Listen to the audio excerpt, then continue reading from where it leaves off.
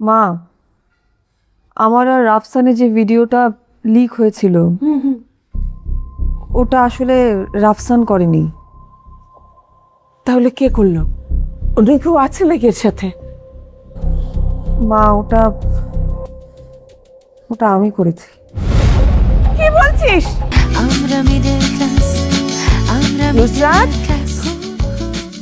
এই নুসরাত, নুসরাত,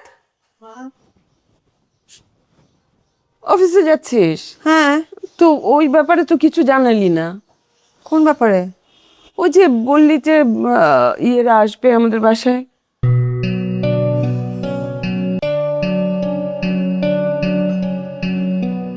কি আসবে না? দেরি করবে মানে? আচ্ছা, একটা কাজ কর, তুই ওদের টেলিফোন নাম্বারটা আমাকে দে, আমি ওদের সাথে কথা বলবো। ওদের সাথে কথা বলার দরকার নেই মা। কেন, কি হলো? তুমি বসো তো, বসো এখানে বসো। কি হলো? আসবে না, দেরি করবে কিংবা কিছু বল না। ওরা আর আসবে না। কেন আসবে না মানে? আবার কোনো সমস্যা হচ্ছে? আরে বল না। মা, আমি এখন তোমার সাথে একটা বিষয় শেয়ার করব। হ্যাঁ, এই কথাটা প্লিজ তুমি কারোর সাথে শেয়ার করবে না, তোমার ভেতরেই রাখবে। প্রমিস করো। আচ্ছা, বলবো না, প্রমিস।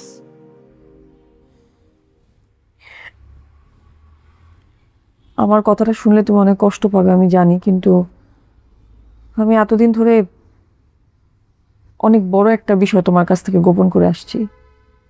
ইনফ্যাক্ট পুরো ফ্যামিলির কাছে আমি লুকিয়েছি, কিন্তু আমার মনে হচ্ছে এখন এটা আমার শেয়ার করা উচিত। বল বল, কি? ইয়ে মা, আমার আর রাফসানের যে ভিডিওটা লিক হয়েছিল ওটা আসলে রাফসান করেনি। তাহলে কে করলো? অন্য কেউ আছে নাকি এর সাথে? হ্যাঁ, বল না, কে করলো? হ্যাঁ, মা, ওটা ওটা আমি করেছি। কি বলছিস? হ্যাঁ, তোর মাথা ঠিক আছে তো? এই ধরনের কাজ কেউ করতে পারে? কেউ করে কখনো? তার উপর একটা মেয়ে। তুই কি নিজের পায়ে নিজে কুড়াল মারলি? তুই জানিস না যে এই একটা ঘটনা আমাদের জীবনটাকে কিভাবে তছনছ করে ফেলছে? তুই কি এটা বুঝতে পারিস নি? তুই না একটা মেয়ে। মা, ভিডিওটা অনেক আগের, আমাদের দুজনের বয়স তখন অনেক কম ছিল। আর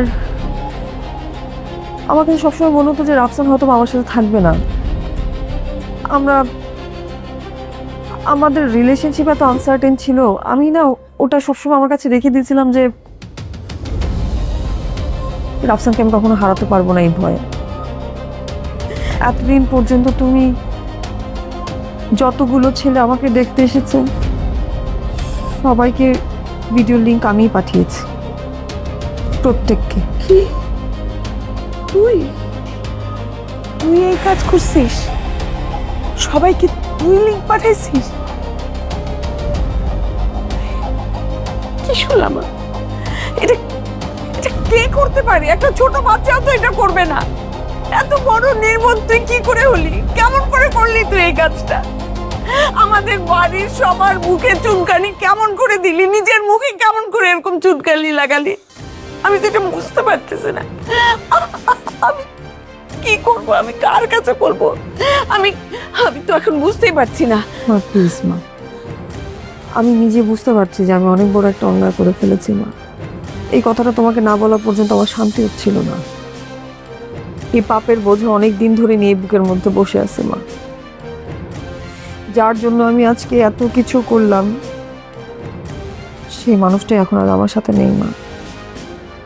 ওর বাবা মা আমাদের রিলেশনশিপটাকে আর মেনে নিচ্ছেন না।